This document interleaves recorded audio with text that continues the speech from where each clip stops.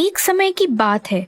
एक छोटे शहर में जॉर्ज अपने परिवार के साथ रहा करता था। उसके परिवार में उसकी पत्नी लिंडा, दो बेटे बेन और पीटर और बेटी ग्रेस रहा करते थे। अपने पूरे परिवार की जिम्मेदारी जॉर्ज पर थी। वो एक साधारण नौकरी करके अपने पूरे परिवार का गुजारा किया करता था। जॉर्ज हर रोज सुबह जल्दी काम पर जाता था और देर रात को घर आता था। एक दिन ग्रेस अपनी माँ से, माँ, पिताजी को कब छुट्टी होगी? हमारी और उनकी मुलाकात तो होती भी नहीं है। हमें उनके साथ खेलना है, बहुत सी बातें करनी है। बेटा, पिताजी बहुत मेहनत करते हैं और हमारा पूरा परिवार चलाते हैं। हाँ माँ, हमारा भी बहुत मन करता है पिताजी से मिलने का, उनके साथ बातें करने का। लेकिन वो सुबह जल्दी जाते हैं और देर रात घर आते हैं। हाँ भैया, लेकिन पापा मेहनत करते हैं, इसलिए हम घर में आराम से रहते हैं और अच्छे स्कूल में भी जाते हैं। पीटर बहुत ही समझदार लड़का था। बच्चों की बात सुनकर लिंडा को बुरा लगता था, लेकिन वो कर भी क्या सकती थी, क्योंकि परिवार बड़ा होने के कारण उनको बहुत कठिनाइयों का सामना करना पड़ता था। जॉर्ज को हमेशा लगता था कि जिस तरह से उसका बचपन बीता, उस तरह की कठिनाई उसके बच्चों की जिंदगी में ना आए। उस दिन जॉर्ज देर रात को घर आता है और तभी लिंडा, सुनो, आप थोड़ा जल्दी घर आया करो, बच्चों को भी आपको मिलने का मन करता है। मुझे सब पता है लिंडा, लेकिन क्या करूँ, तुम तो अपने हालात जानती हो। हाँ, मुझे सब पता है, लेकिन एक संडे के दिन तो आप बच्चों के साथ रुक सकते हो ना? जी, मैं जरूर कोशिश करूँगा। ऐसे ही कुछ दिन बीत जाते हैं। जॉर्ज की मेहनत और काम के प्रति लगन देखकर उसको प्रमोशन मिल जाता है। अब उसकी तनख्वाह भी बढ़ चुकी थी। अब जॉर्ज बच्चों की और भी ख्वाहिशें पूरी करने की कोशिश किया करता था। इसीलिए जॉर्ज अब और मेहनत करने लगता है। एक दिन, माँ, अब मेरा बर्थडे आने वाला है, पापा आएंगे ना? मुझे मेरा बर्थडे पापा के साथ ही मनाना है। हाँ बेटा, जरूर। उस दिन जॉर्ज घर आता है। सुनो, आने वाली 10 तारीख को ग्रेस का बर्थडे है और वो अपना बर्थडे आपके साथ ही मनाना चाहती है। मुझे कुछ नहीं सुनना, आप उस दिन जल्दी घर आना। हाँ, तुम चिंता मत करना, मैं वक्त पर पहुँच जाऊंगा। और हाँ, ये लो मेरा कार्ड। ग्रेस के लिए तुम्हें जो खरीदना है वो तुम खरीद लेना। जॉर्ज अपने काम में इतना व्यस्त हो गया था कि उसे अपने बच्चों और पत्नी का बर्थडे भी याद नहीं रहता था। उसके लिए अब पैसे कमाना ही सब कुछ था। अब उनकी हालत भी अच्छी हो गई थी। लिंडा को भी लगता था कि वो अपने पति और बच्चे के साथ कहीं घूमने जाए, लेकिन जब भी वो जॉर्ज से बात करती थी तो वो अपने काम बताकर बात को टाल देता था। ऐसे ही दिन बीत जाते थे। ग्रेस का बर्थडे आता है। सुबह घर से निकलते समय जॉर्ज ग्रेस के पास जाकर उसे गले लगाकर बर्थडे विश करता है। ग्रेस भी उन्हें अपने दोनों हाथों से पकड़ लेती है। पापा, प्लीज शाम को जल्दी आना। हाँ बेटा, जरूर आऊंगा। सुनो, आज जल्दी घर आना, बच्चों को नाराज मत करना। हाँ लिंडा, मैं वक्त पर आ जाऊंगा। जॉर्ज ऑफिस के लिए निकल जाता है। शाम होते ही ग्रेस के दोस्त और उनकी जान पहचान वाले बर्थडे के लिए आ जाते हैं। सभी तैयार होकर जॉर्ज का वेट करते हैं। लिंडा जॉर्ज को फोन करती है, लेकिन वो उसका फोन नहीं उठाता। फिर लिंडा जॉर्ज के ऑफिस में फोन करती है तो उसको पता चलता है कि वो एक बहुत जरूरी मीटिंग में है। उसे घर लौटने में देर होगी, पर अब बाकी लोगों को देर हो रही थी। इसीलिए लिंडा ग्रेस को केक काटने के लिए बोलती है, लेकिन ग्रेस बहुत मायूस हो जाती है। सब लोग खाना खाकर अपने घर चले जाते हैं। तभी ग्रेस, माँ, मुझे पता था पापा नहीं आएंगे, क्योंकि उनके पास हमारे लिए वक्त ही नहीं है। नहीं बेटा, तुम्हारे पापा जरूर कुछ काम में व्यस्त होंगे, इसीलिए नहीं आ पाए। माँ, क्यों वो छोटी बच्ची को उम्मीद दे रही हो? पापा का ये हमेशा का हो गया है। अब उनको सिर्फ पैसों की पड़ी है, हमारी नहीं। मैं तो यही देखकर बड़ा हो गया हूँ। नहीं भैया, ऐसे नहीं है। आखिर ये सब पापा हमारे लिए ही तो करते हैं ना। हाँ, तू तो उनका लॉयर ही है ना। बेन और ग्रेस दोनों गुस्से से वहाँ अपने कमरे में चले जाते हैं। अब लिंडा मन में ठान लेती है, आज कुछ भी हो जाए वो जॉर्ज से इस बारे में बात करके ही रहेगी। जॉर्ज रात को घर आता है। तभी, सॉरी डियर, आज बहुत काम था। इसलिए मैं शाम को नहीं आ पाया। लेकिन हाँ, मुझे तुम्हें एक खुशखबरी देनी है। पता है, आज मुझे कंपनी में पार्टनरशिप मिली है। ये बात सुनकर लिंडा भी खुश हो जाती है, क्योंकि उसे पता था जॉर्ज ने इस मुकाम पर पहुंचने के लिए बहुत मेहनत की है। सच में, आखिर आपकी मेहनत सफल हो गई। हाँ, इसमें मुझे तुम्हारी और बच्चों की बहुत साथ मिली है। अब मैं अपने बच्चों को सबसे बेस्ट जिंदगी देना चाहता हूँ। मुझे आपसे एक बात करनी थी। बोलो डियर। आप पैसे के पीछे इतना क्यों भागते हो? हमारे पास जितना है अब हम उसमें खुश हैं। आप थोड़ा संभल कर रहना, वरना हमारे पास पैसा होगा लेकिन वक्त नहीं होगा। लिंडा, तुम चिंता मत करो। दूसरे दिन लिंडा बच्चों को पार्टनरशिप के बारे में बताती है। वो सभी ये बात सुनकर बहुत खुश हो जाते हैं। अब जॉर्ज शहर में सबसे बड़े बिजनेसमैन में से एक बन गया था। अब कुछ ही दिनों में उसने अपना आलीशान घर बनवाया और अपने माँ पिताजी को भी अपने घर बुला लिया। अब जॉर्ज के घर में किसी चीज की कमी नहीं थी, लेकिन फिर भी बच्चों को लगता था कि वो अपने पापा के साथ कुछ वक्त बिताए।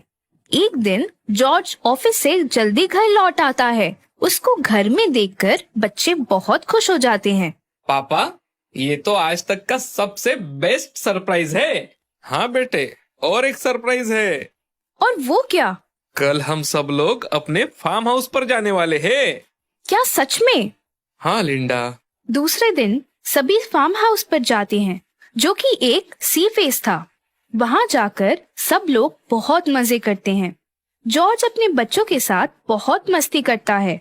वे सभी सुबह 7 में ब्रेकफास्ट के लिए बैठते हैं। तभी पापा, क्या आप नए साल को हमारे साथ ही डिनर करेंगे? हाँ डार्लिंग, अब मैं आज से कुछ दिन आपके साथ यही रहूंगा।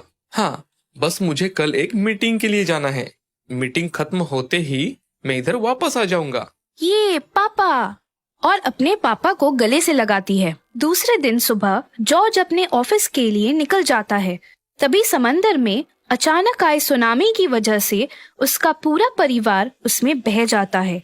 जॉर्ज ऑफिस में जाकर न्यूज़ देखता है और वैसे ही अपने फार्म हाउस पर लौटता है तो देखता है कि चारों ओर पानी भरा हुआ है। वो अपने घर वालों को, बच्चों को ढूंढने की कोशिश करता है, लेकिन अब वो उसकी जिंदगी से हमेशा के लिए जा चुके थे। वो सब देखकर जॉर्ज जोर जोर से रोने लगता है। तभी उसे लिंडा की कही बात याद आती है। हमारे पास जो है उसमें ही हमें खुश रहना है। आप इतने पैसों के पीछे क्यों भागते हो? जॉर्ज बहुत रोने लगता है, क्योंकि वो ना ही अपने बच्चों को देख सकता था, ना ही अपनी पत्नी, माता पिता को। अब जॉर्ज बिल्कुल अकेला हो गया था। इस कहानी से हमें ये सीख मिलती है कि जिंदगी में पैसा ही सब कुछ नहीं होता। हमेशा पैसा और वक्त का संतुलन होना चाहिए, नहीं तो अंत में हमारे पास पैसा तो होता ही है, लेकिन अपने नहीं होते। एक समय की बात है, लिकॉक नाम के गांव में जॉर्ज नाम का एक किसान रहता था, जो अपने घर से दूर एक अमीर आदमी के खेत में काम करता था।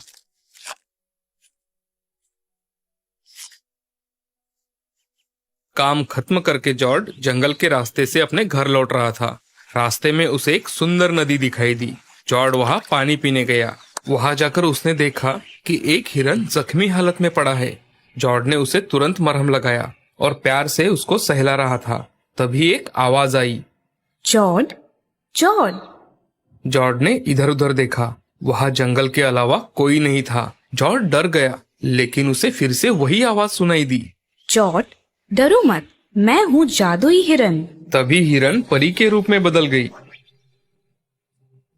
तुम बहुत ही नेक और दयालु इंसान हो जॉर्ज। तुम्हारी दया और प्यार देखकर मुझे बहुत अच्छा लगा। एक जादूगर ने मेरी बहनों को बंदी बना लिया है। क्या उन्हें छुड़ाने में तुम मेरी मदद कर सकते हो? हाँ जरूर, क्यों नहीं। मुसीबत में ही तो इंसान इंसान की मदद करता है। बताओ मुझे क्या करना होगा। ये कुछ सामान है जो तुम्हें तुम्हारी मंजिल तक पहुंचाने में तुम्हारी मदद करेंगे। इसे लेके तुम सीधा चलते जाओगे तो तुम्हें 3 रास्ते दिखेंगे। उसमें से तुम बीच वाले रास्ते को चुनना। बीच वाले रास्ते पर आगे जाकर तुम्हें एक बहुत बड़ा पेड़ दिखेगा। तुम उस पेड़ के ऊपर चढ़ जाना पेड़ के अंदर तुम्हें एक रास्ता दिखेगा। वहाँ से उस पेड़ के अंदर तुम उतर सकते हो। अंदर उतरने के बाद तुम्हें सोने और चांदी का एक खजाना दिखेगा, लेकिन खजाने पर एक बहुत बड़ा और डरावना सा सांप दिखेगा। तुम उससे घबराना नहीं। मेरे दिए हुए सामान में एक चूहा है, तुम उसे सांप की तरफ छोड़ देना। सांप तुरंत चूहे का पीछा करेगा। जैसे ही सांप वहाँ से निकलता है, तुम खजाने पर मेरे दिए हुए सामान में जो मिट्टी है उसे फूंकना। खजाना छोटा हो जाएगा। उसे तुम अपनी जेब में डाल के सामने वाली गुफा में चले जाना। वहाँ तुम्हें एक पुरानी पेटी मिलेगी, तुम उसे लेकर वापस यहीं आ जाना। परी का दिया हुआ सामान लेकर जॉर्ज चल पड़ा। जॉर्ज सबसे पहले पेड़ के अंदर उतर गया तो उसे सच में बहुत ही बड़ा और भयानक सांप दिखाई दिया। उसकी आंखें लाल थी, नाक से जहर का धुआं निकल रहा था। उसे देखकर जॉर्ज डर गया, लेकिन तभी उसे चूहे की याद आई। उसने तुरंत चूहा सांप की ओर छोड़ा तो सांप चूहे का पीछा करते हुए निकल गया। जॉर्ज ने खजाने पर मिट्टी को फूंक दिया तो खजाना सच में छोटा हो गया। जॉर्ज उसे जेब में डालकर सामने वाली गुफा में गया। वहां से पुरानी पेटी लेकर तुरंत परी के पास गया। परी जॉर्ज का इंतजार करते हुए वही हवा में उड़ रही थी। ये रही तुम्हारी पेटी और खजाना। परी ने खजाने को बड़ा कर दिया और कहा, जॉर्ज, अब ये खजाना तुम्हारा है और ये पेटी भी। परी ने जॉर्ज को पेटी खोलने के लिए कहा। उसमें छोटे से 2 पत्थर थे। वो पत्थर उसने एक दूसरे पर घिसने के लिए कहा। तभी उसमें से एक जिन बाहर आया। क्या हुक्म है मेरे आका? जॉर्ज ने परी के बहनों को जादूगर के चंगुल से आजाद करने का हुक्म दिया। जिन ने देखते ही देखते परियों को आजाद कर दिया। अब सारी परियां जॉर्ज का धन्यवाद करके निकल गई। जॉर्ज ने कुछ सिक्के अपने पास रख लिए और सारा खजाना उसने एक खड्डे में छुपा दिया और पास वाले शहर के लिए निकल पड़ा। मार्केट में जाकर जॉर्ज ने शानदार कपड़े और जूते लिए और एक होटल में आराम करने के लिए रुक गया। कुछ दिनों बाद जॉर्ज ने होटल के सामने अपना घर खरीद लिया और होटल के मालिक से पहचान बढ़ाकर वो शहर के राजा की जानकारी हासिल कर रहा था। उसमें राजकुमारी का भी रहस्य सामने आया।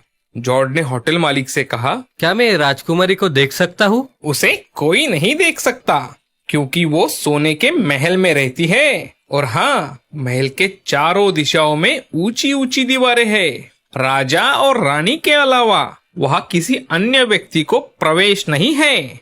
18 साल पहले एक भविष्यवाणी हुई थी कि राजकुमारी का विवाह एक किसान से होगा और ये बात राजा को अच्छी नहीं लगी। जॉर्ज सोच में पड़ गया कि एक बार तो राजकुमारी से मिलना ही है। तभी उसे परी ने दी हुई पेटी की याद आई।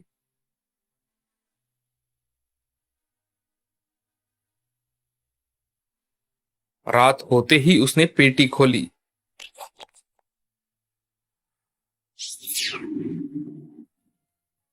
और जिन को आदेश दिया कि राजकुमारी को लेकर आओ। उसी समय जिन वहां से उड़ता हुआ चला गया और थोड़ी ही देर में राजकुमारी को अपने पीठ पर बिठाकर लेकर आया।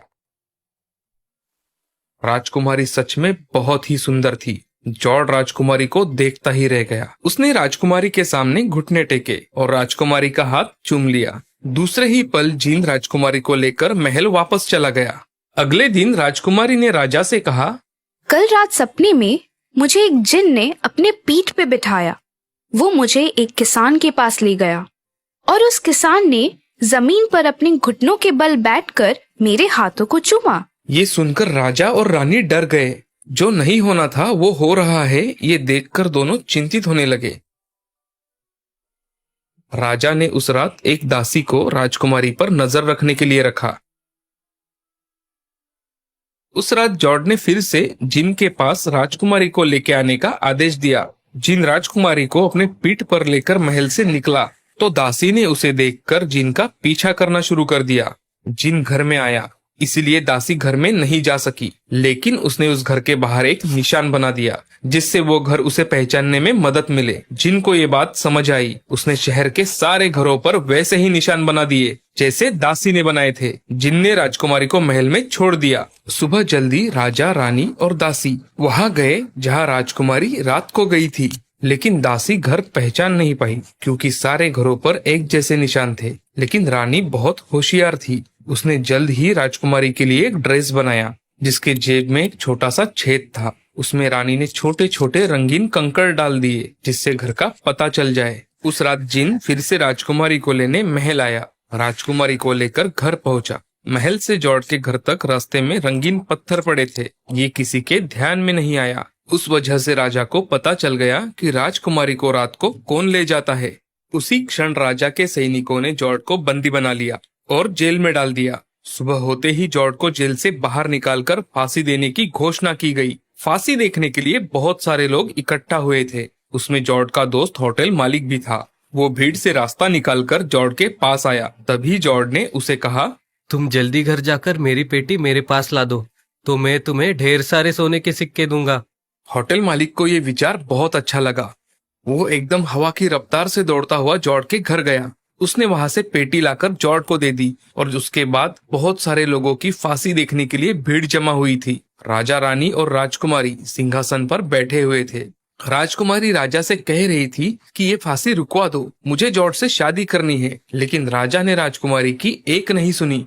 फांसी देने वाला आदमी जॉर्ज को बुरखा डालने ही वाला था। तभी जॉर्ज ने राजा से कहा, महाराज, मरने से पहले मुझे एक बार चिलिम पीनी है।